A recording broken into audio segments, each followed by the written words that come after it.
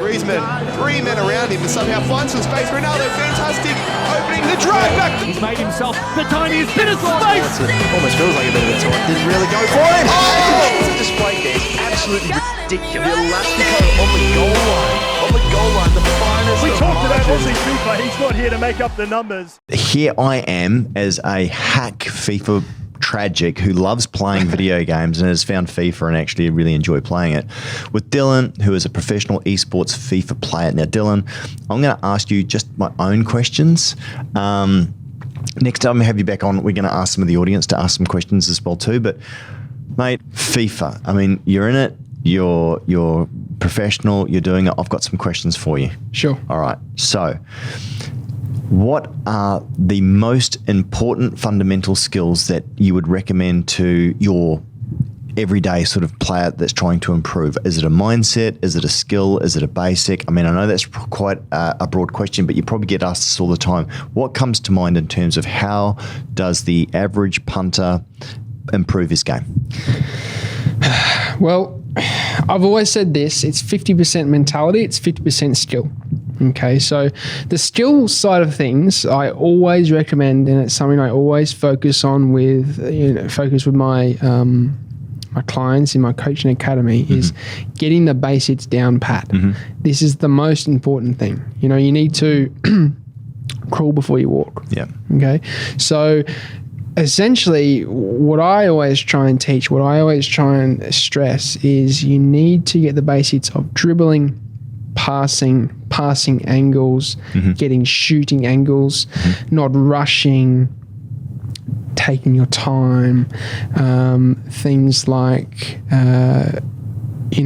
even skill moves, like I won't recommend them until you get the basics down pat. They're very important, but I wouldn't recommend them. One of the things I used to do and still run into the trap of doing all the time is sprinting all the time. I forget to slow down, right? Yep. So that's a mistake. That's a big one? Yep, absolutely. Right. One thing I always say, take your hand off sprint. You don't always need to sprint. Unless you're one-on-one with the goalkeeper and you're in behind. Yep. I wouldn't Don't sprint. Because Yeah, go on. Yeah, simply because if you're sprinting in the midfield or if you're sprinting near the pressure, the touch they're taking compared to when you're in control, when you're dribbling, is too big. It's way... Yeah, right. The ball goes forward too far. Absolutely. Yeah. The gap between the player and the ball is way too large when you're sprinting, which means you're more susceptible to having the ball tackled off you. Yep. And where would you rate, and I appreciate patches and all the rest of this, changes and all the rest of it, but as far as passing is concerned, I know that you're more of a direct A for in the Xbox, but as opposed to using through balls. You only use through balls when it's in the last line of defense, is that right? No, you should only use through balls when the through ball is going to work 100% of the time, and that is usually when there is no defender in sight. Right. Okay, and that's because this year in FIFA 22, you compare it to previous years, when you through ball, it goes closer to the defender than it does to your attacker. Yeah. It's a glitch. Yeah. Okay. It's annoying with the new patch too. The defenders seem to be like superhuman now as well. I don't know if you've noticed that. Not so much. I'm trying to bang through balls and they're closing it off. And I know that they've made them wider, so it should be easier, but it's actually, I think it's got harder. But anyway, that's maybe just... Honestly, my number one tip is don't do a through ball. Don't do through ball? No. Right. Build it up. What about Tiki-taka? Because a few years ago, that was kind of the meta, right? Sure. I mean, so you slow things down, turn pass backwards, pass forward. I know that you use the wing a lot and sort of your drag, because the defense sort of drags out to that side. Drags out, and then your people sort of get space, like your team absolutely. gets space. Yeah, and it's the same concept as real football. Yeah. Real football, you take the ball to the wing, the defense is going to slide that way. Yeah. And gaps will open central in the centre areas of the pitch. Yeah. So it's the same with FIFA. You take the ball to the wing. What happens is the AI defence will drag you out to that side. Same as the players he's controlling. He's going to be going towards you, so he's going to be going towards the wing. What happens is the defence will slide to one side. Your attackers will then be able to be more free on the opposite side. So you can quickly bring it into the centre where the space opens up. You can then turn, pass again, tiki-taka passing, whatever it is. Something that allows you to get the ball into the centre of the pitch quite quickly. Yeah. And I'll just use regular passing. Do you use driven pass much? No. No. No.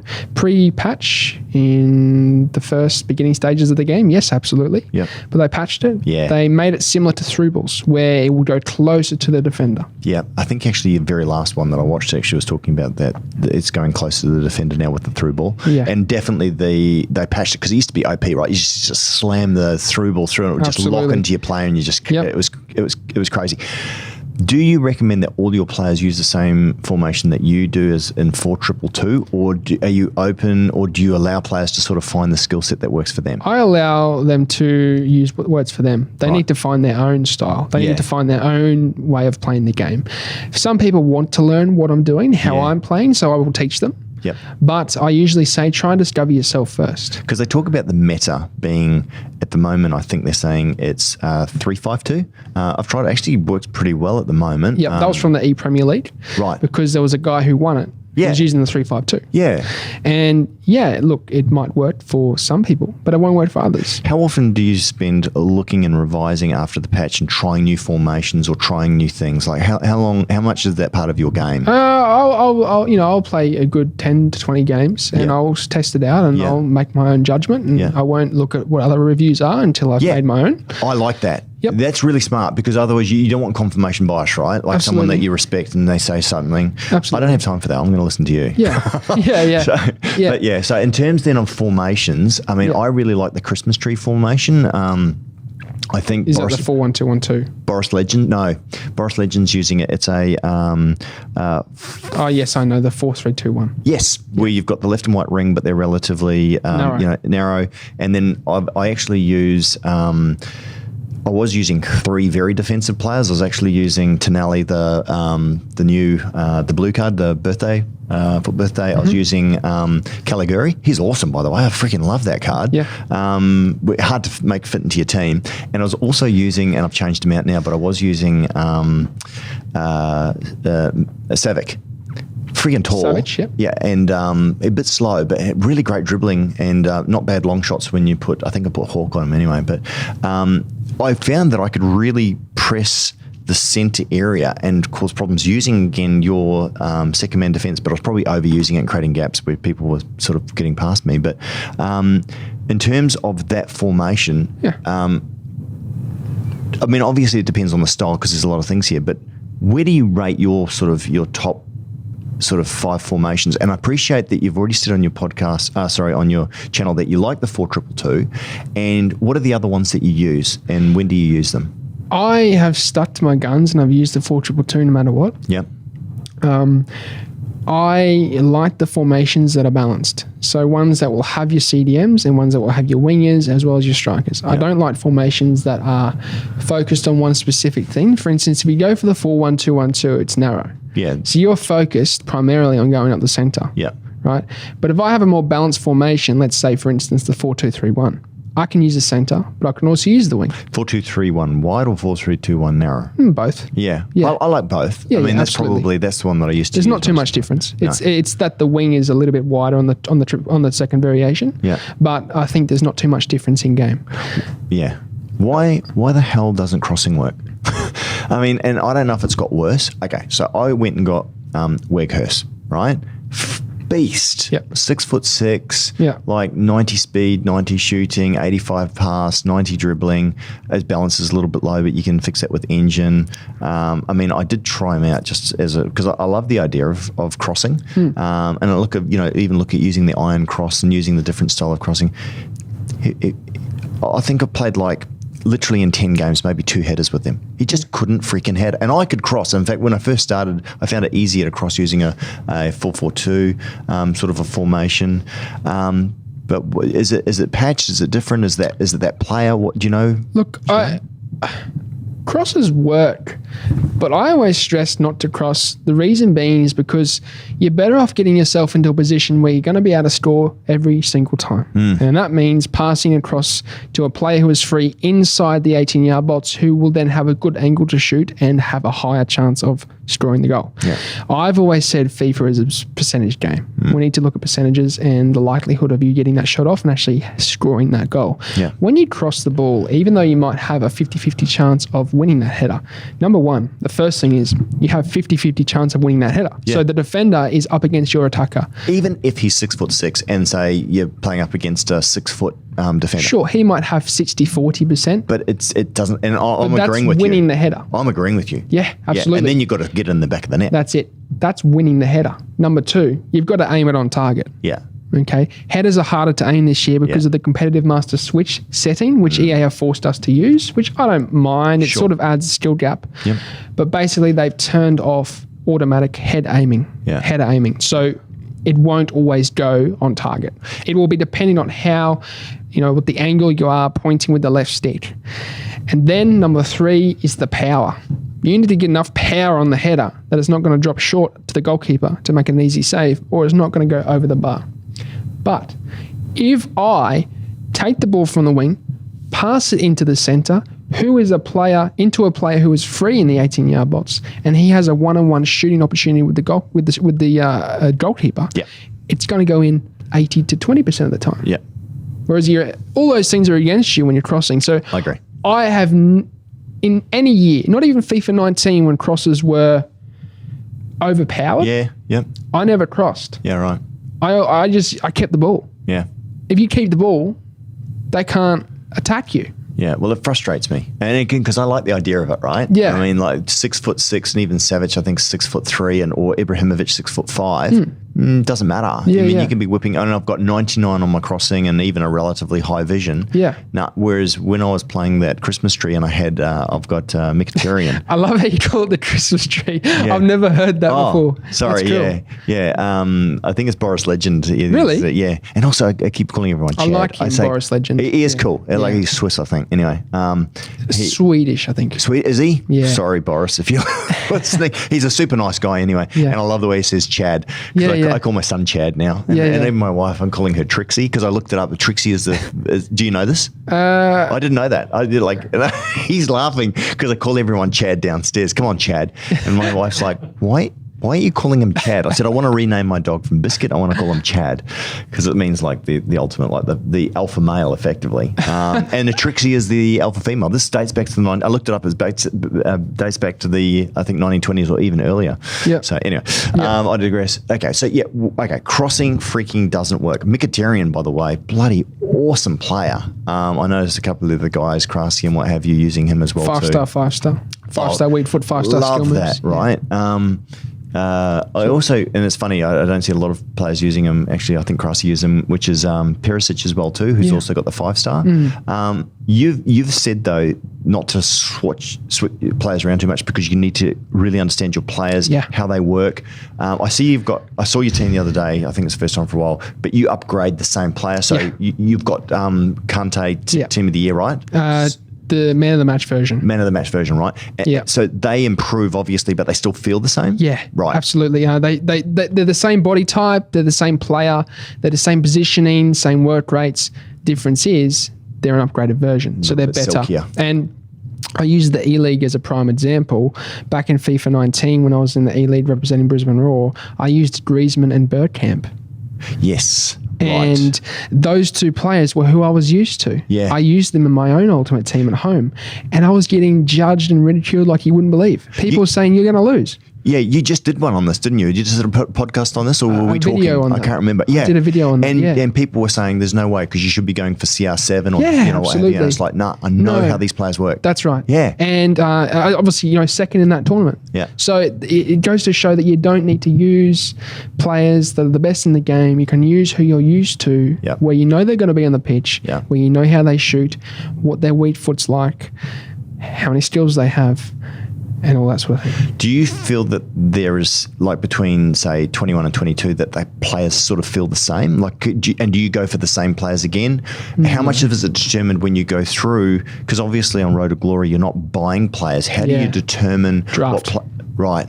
Foot draft, because you can use a lot of players that they come up as a randomized selection. So you go and pay the points to do. Okay. At the start of the game, and that was the strategy with the no money spent road to an event this year, was the fact that I was going to spam drafts, do a heap of drafts. For those of you who don't know what draft is, it's basically where you are given a selection of players to build a squad with. And you can obviously, and then you play 4 rounds. The amount of rounds that you win determines what prize you get at the end.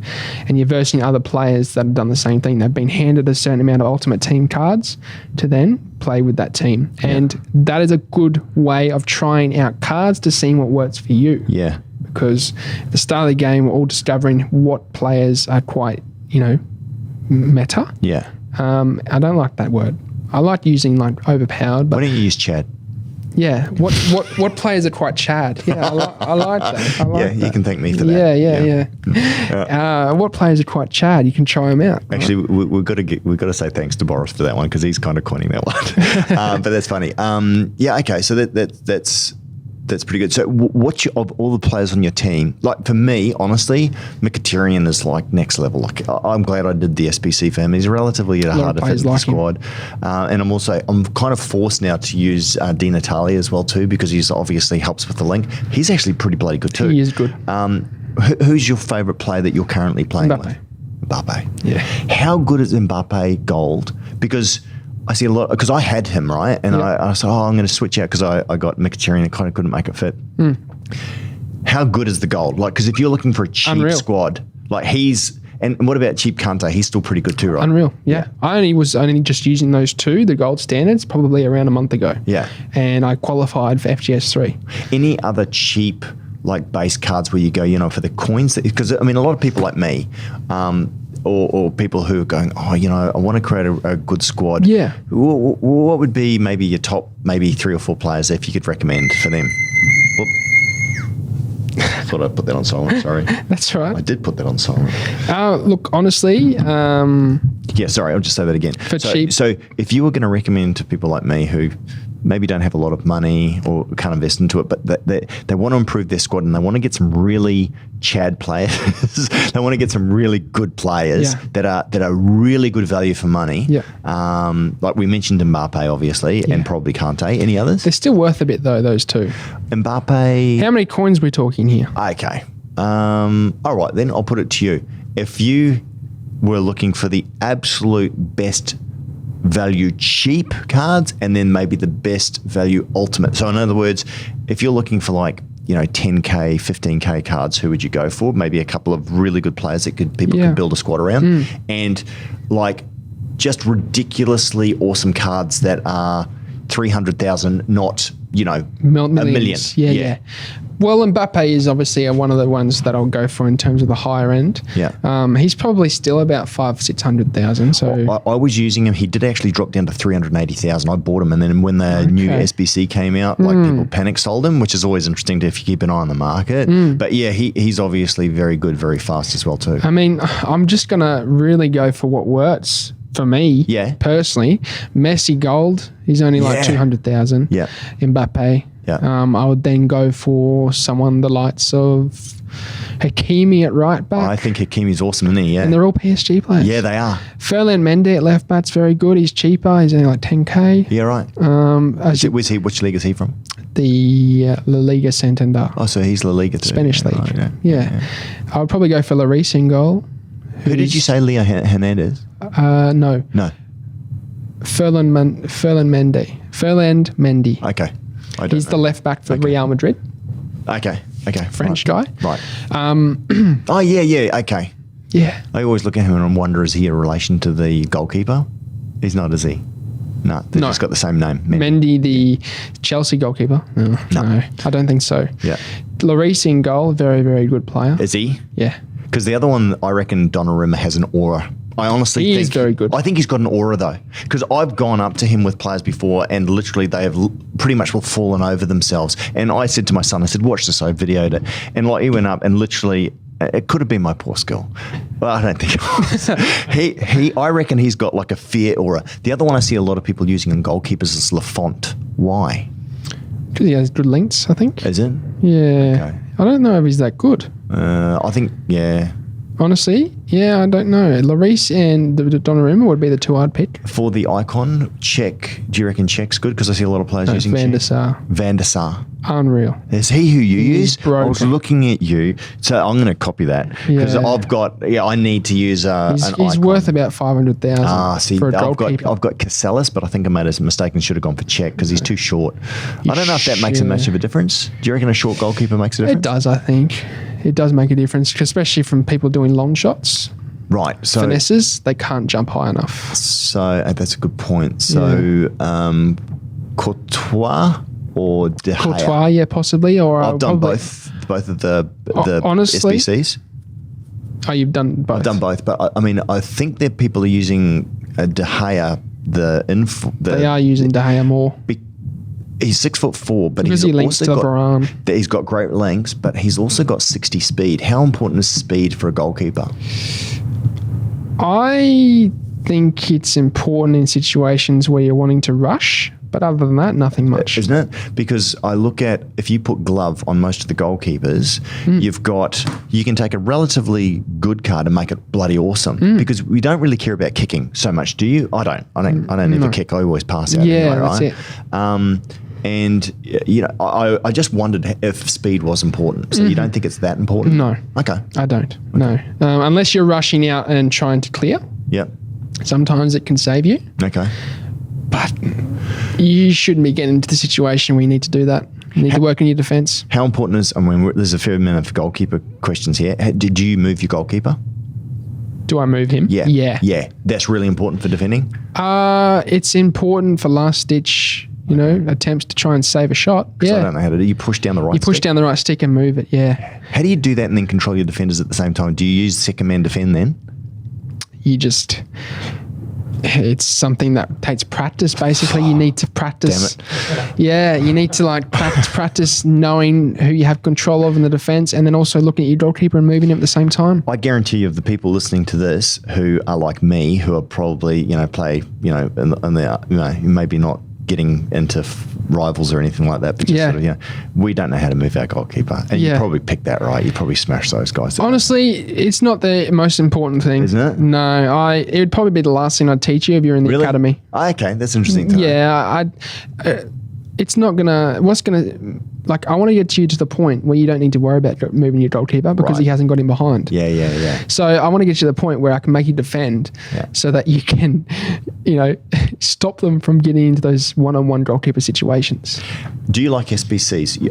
Obviously, you're Road to Glory, so you can't afford to waste coins on it, but especially these upgradable ones. I mean, I can't believe Weghurst is going up, right? Because they won against Everton. Do you follow the Premier League? Do you? I do follow the Premier League. Interesting. I have been following Liverpool's progression. Yeah. Because they're second currently. Yeah, anybody but Man City. Yeah, and we're 1 point behind. So, we're getting close. Yeah. But SBCs I actually have done for the RTG, for the Road to Glory, for the no money spent. Which because one? Who do you use? Mbappe.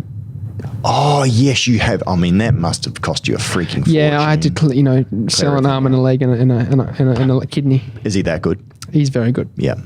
He's not too much better than the gold, but I do notice a difference. So, but he'll be you'll still be using him at the I'll end, use right? him in the qualifiers. Yeah. Qualifiers are coming up this April. Any other players you're really wanting to get? No, I'm sticking to the team I've got now. Right. That's what I'm using. I'm going to practice with that. Yeah. And, is there any further upgrades of those cards that have you got all the time? Maybe I could get Moments Van der Sar, but other than that, there's no one else that I can make better for the requirements because you're only allowed 2 Team of the Years. Yeah. So I've stuck. Otherwise, I'd have Team of the Year Kante if I could afford him. Probably not.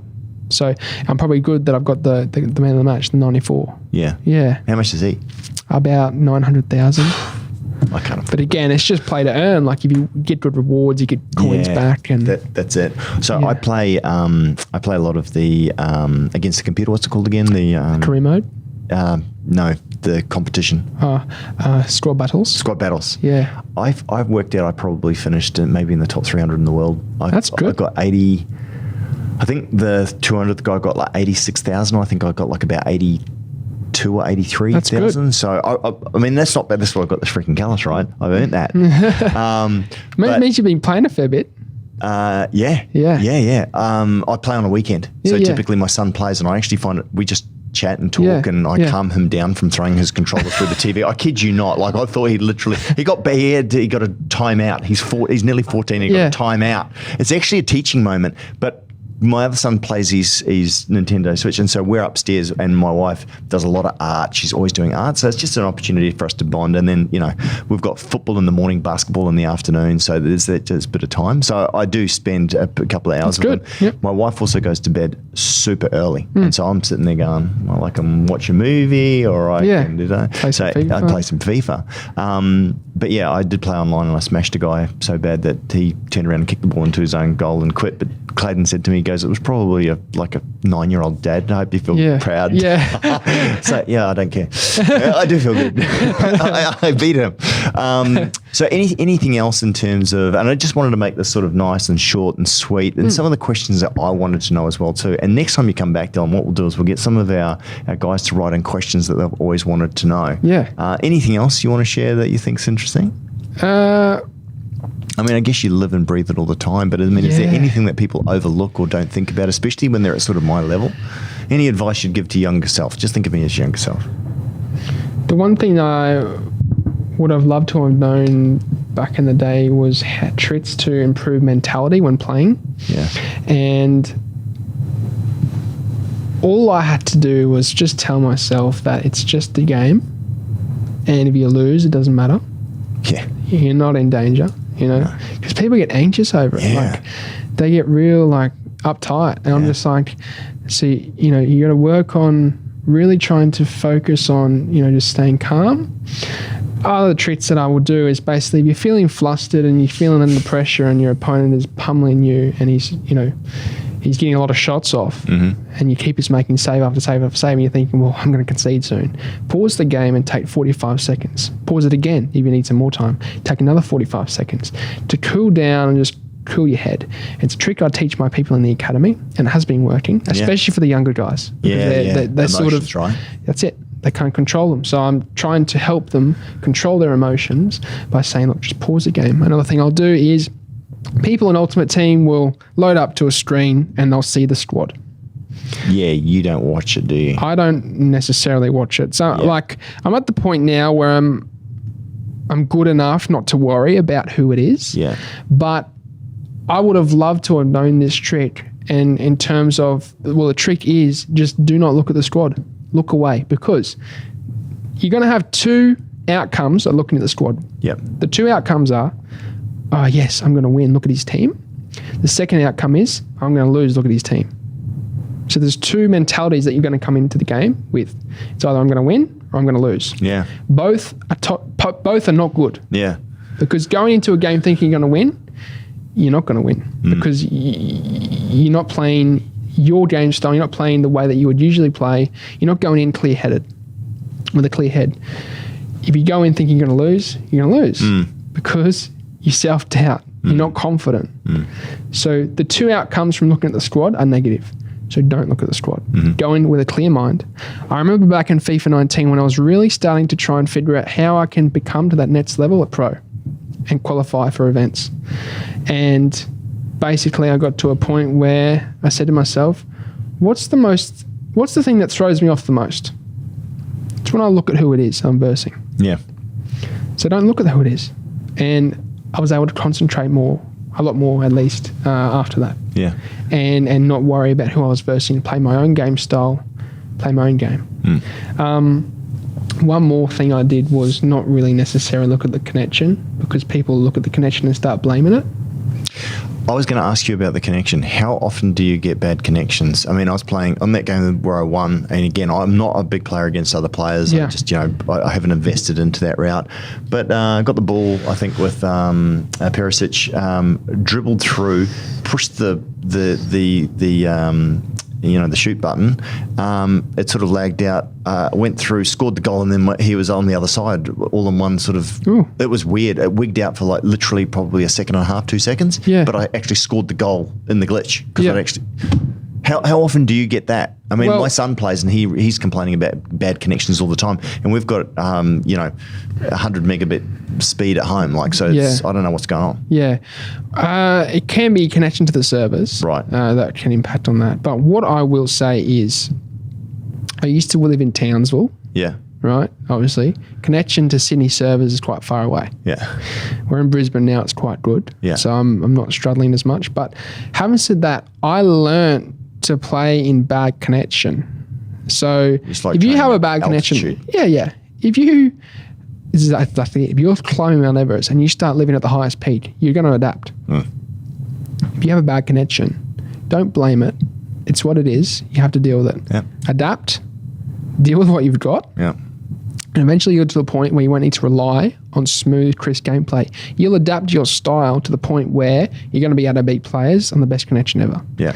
And I obviously proved that from FIFA 19 to FIFA 21. I was able to maintain my rankings and at least top 20 Yeah. in Australia, playing on a bad connection, quite laggy, quite delayed. And I just kept things simple. I didn't overcomplicate things. Yep. And that's why I always say, stick to the basics. I'm going to teach you the basics before I jump into the complicated stuff. And that's for the academy, because it's the most important thing. How do you deal with people that high press you? Like it's just, and I know you can set they run out of energy though, right? So they can't keep that up, correct? Yeah. But you could do it at the end of the game or maybe what have you. How do you deal with that? Well, people get very flustered and pressured and oh no, he's pressing me, I don't have any options. Well, I actually did a tutorial last night. I'm not sure if you saw it, but Not yet. it's a trick that I use when under a lot of pressure. If I don't have any options, I'll pass it to the goalkeeper. Because what you need to realise is when your opponent is pressing you, you've got 10 infield players and you've got your goalkeeper. So those 10 infield players that your opponent is pressing you with are marking your 10 infield players. Who's free? Your goalkeeper. Your opponent's goalkeeper isn't going to press you. He's going to stay in his goal. So pass it to your goalkeeper. And what does that do? What it does is it causes the opponent to then take one of their attackers and start charging the goalkeeper. What does that mean? One of the defenders is free. So I'll do a lob to the defender. And then from there, he might have to start rushing at me with the midfielder who's marking the midfielder. Then the midfielder's free. Yeah. And so you just keep, and you need to be quick when you're doing this, but you just keep doing that. Do you use the driven lob or the standard lob? Do you much of the lifted A passes where you double tap it as well too? Do you use Sometimes, mostly in the box. Yeah. If I'm on the byline and there's a cutback opportunity, Yeah. and there's a defender kind of in the passing lane, Yeah. I'll do it, and it will sometimes bypass that tackle. Yeah. And you can just have an easy tap in. How often? Because I try and watch your controllers as well too. Yeah. Do it. How often do you push the RB? I call it on Xbox. The R1. I think. On to come to receive the ball. No, actually, you know what? I didn't even know that. I knew you could push the R1 to make them run. I only found out. I think I was watching you the other day to know if you want them to, because you don't change their settings in terms of get them behind or anything like that, do you? Or do you? Do you put Mbappe? Yeah, you put Mbappe on getting behind. Yes. But your other player you have, and you say you call him if you want him to come narrow. Well, he'll naturally do it because Yeah. he's unbalanced. So he'll naturally get in behind sometimes, but naturally also drop into the space to receive a pass. Yeah. So in terms of when you're when you're left stick dribbling, Yeah. how often do you Call a player towards me. No, use the RB so that you're close touch dribbling, Oh yeah. Agile dribbling agile dribbling. Yeah. or straf dribbling. Yeah. I don't really use them. Don't use that. So you're There are techniques you can use that I have taught before. Yeah. And I teach them because they are quite useful, but I just use regular left stick dribbling. Left stick all the time. Yeah. So what are your top 3 skill moves? Because I see some of the stuff that you do in the box, and I'm like, oh, how the hell did you do that? Like, where you just, What are your top 3 skill moves? That Reverse you use? elastico, ball roll, and Ball roll's easy, right? And that's a good one. That puts the ball right in the right position, so you're more inclined to get. it's one of the skill moves I still recommend in the academy, even though I say don't use skill moves. Yes. Until I get the basics down pat. Yeah. That is. Yeah. Ball roll, reverse elastico. And the third is always a bit of a debate, but probably fake shot stop or the elastico. I use fake stop shot Yeah, a lot. it's a I good like way that one. of stopping the ball. Yeah. So, and I don't know how to do the reverse Tiki-taka. What I used to use a lot is 4-4-2, go down the wing and right stick forward and then to the right and cut in. And it used to spin? Used to love it. Doesn't work now. Does not work. It should work. Nah, it does work, but it doesn't beat the player. It works if he's right on you. Yeah. He needs to be right close to you to do it. I didn't need, it used to work a lot more effectively even when they weren't close. You used to get them, but now they seem to slow down and tackle the ball off you. So, yeah. That might be because they're on a 3-star skill move. No, so if you're a 4-star skill move, I only ever use 4 stars or 5 stars on the wing. So yep. So Perisic is at the moment, and I forget who I use on the other wing. But anyway, are some players faster than other players, even if they're at 99 speed? Now, whether you have to boost them, and I'm thinking of players like Vinny Jr., like Mbappe, is that a myth or is that true? Well, it depends what other stats they have. Sometimes the actual agility can help them get off the mark quicker. See, things like that, like stats like you might have 99 pace, but does he have 99 sprint speed but only 94 acceleration? I understand. If you're 99 maxed out on that side of things, whether it's natural speed, like, whether it's natural in the card, or if it's, augmented by like, Hunter or Hawk or something like that. Do you know? I do know that, sometimes if you put a chem style on, it might increase, like, let's say, for instance, as I said for the example, you got 99 sprint speed and 94 acceleration to make 99. Sometimes EA's stats aren't always calculated the best, but some, 94 acceleration to make 99 speed overall. If you add a Hunter or a Hawk, it might increase that acceleration to 99. And is that a true 99? Did that just stop? Something just beeped. Oh, ignore that. That's my bad. Okay, sorry. I believe so. I think it is. Okay. Is Vinny Jr. that fast? He seems pretty. I mean, like I see him on the field. He looks silky smooth and slick, and I don't know. I think he's pretty quick. Yeah. It might just the animation sometimes might look like it's quicker, even though it's not. Okay.